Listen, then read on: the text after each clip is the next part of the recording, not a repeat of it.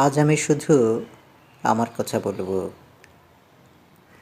গতকাল আমার মেয়ের জন্মদিন ছিল। আমি ভুলে গেছি। কেন ভুলে গেছি? আমি কি একদিন সব কিছু ভুলে যাব?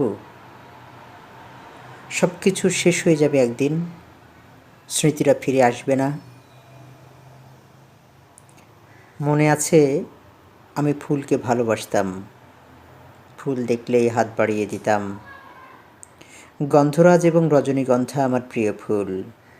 তীব্র সুবাস যখন মস্তিষ্কে প্রবেশ করত, একটা ঠান্ডা আরামদায়ক অনুভূতি যেন পুরো শরীরকে ঘিরে ধরত। ঘুম নেমে আসতো দুই চোখে। আমি জানি, প্রত্যেক নদীর দুটি করে নাম থাকে।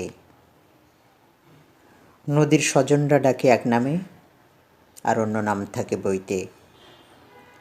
নদী যাদের ঘর খেয়েছে, তাদের স্বজনেরা কিতাবি নাম শুনে হাসে।